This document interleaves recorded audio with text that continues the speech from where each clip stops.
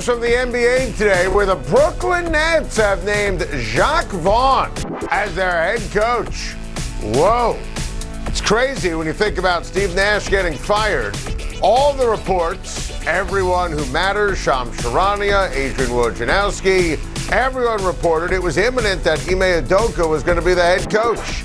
Obviously, with Ime Udoka, there are a lot of issues and red flags, and the Nets are a complete and utter chaotic circus. Jacque Vaughn, he's got it going on. Very well respected, obviously did an excellent job as the interim head coach for the Brooklyn Nets. A lot of people thought that Jacque Vaughn was going to get the permanent job before they gave it to Steve Nash. And listen, I'm thrilled for the Brooklyn Nets and for Jacque Vaughn. This team doesn't get anything right nowadays. In any way, shape, or form, they got this one right. Jacque Vaughn, longtime NBA guard, super smart, has earned this, and Kevin Durant should be very happy. The Brooklyn Nets have really played inspired basketball ever since Steve Nash was fired, and most especially since Kyrie Irving was suspended, and Kevin Durant has been excellent. And look, let's not bury our head in the sand here, right?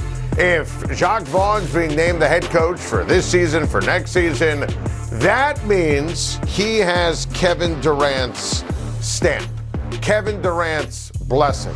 Now, the numbers for the Brooklyn Nets are still in the tank and in the toilet, but this team plays hard for Jacque Vaughn.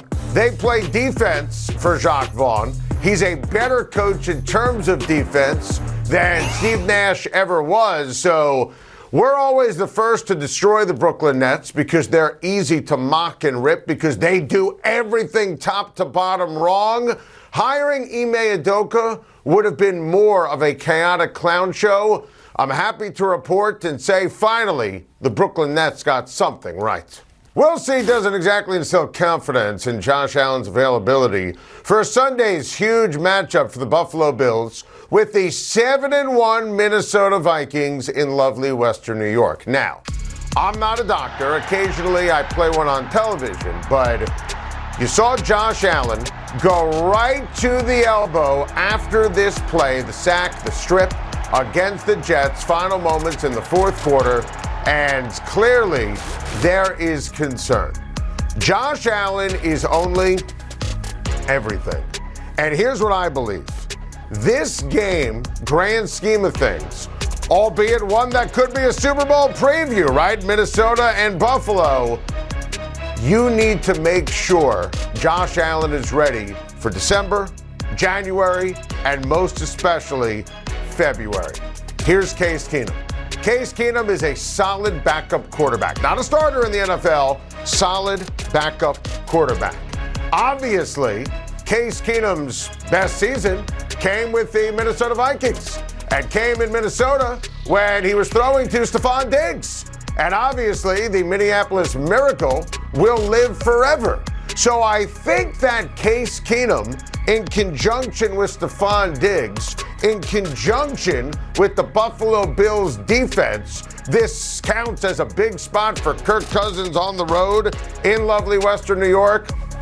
Bills Mafia is going to be absolutely on fire. They're going to be lit based upon the anger and frustration, I'm sure, with what transpired over this past weekend against the Jets.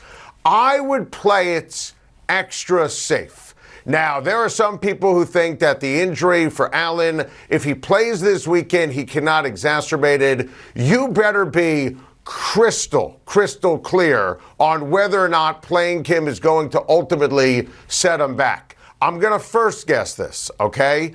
Give Josh Allen a week. Don't let him practice. He didn't practice today. Make sure you take care of Josh Allen big picture because the goal for the Buffalo Bills remains to win the Super Bowl, and it's very realistic. It's not necessarily about beating the Minnesota Vikings and Kirk Cousins in a random week number 10 ball game. Pretty clear message from the owner and GM of the Dallas Cowboys.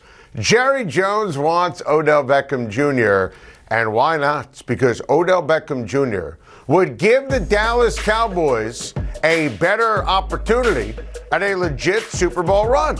It's as simple as that. That's the equation.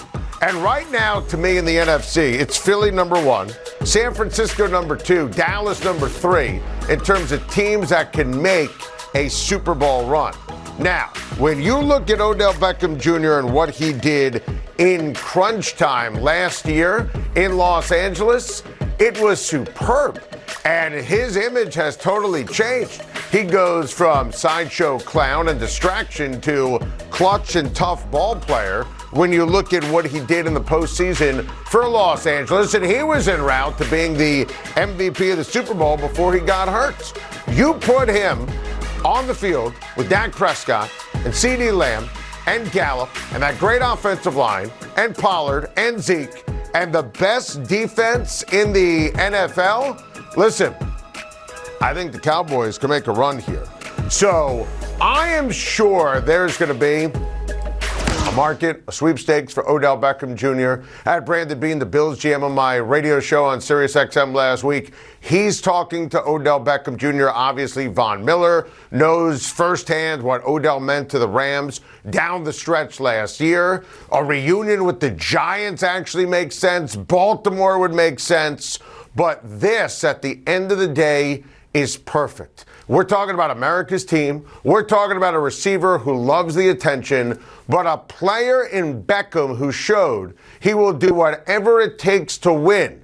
And the Dallas Cowboys this season in the NFC have a great chance to do just that. Oh, welcome back. Time to shine. Love that from Darvin Ham. I mean, needless to say, Lakers are not going to go and turn a corner and go on a winning streak here, and they've got the Clippers tonight. But I love that from Darvin Ham. I do.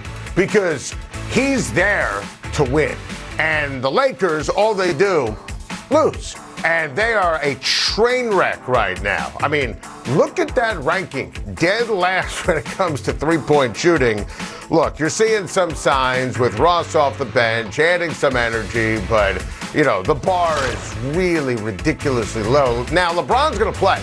He's going to play tonight. And I think there's a direct correlation between Darvin Ham's commentary and LeBron deciding, even though he's under the weather, that he's going to play because the season's slipping away. I mean, I don't think they're beating the Clippers tonight, even though there's no Kawhi once again.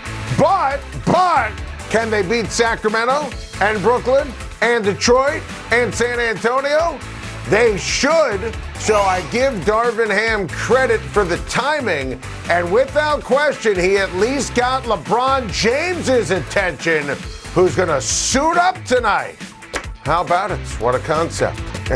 I have no preconceived notions I'm going to be some spectacular anything.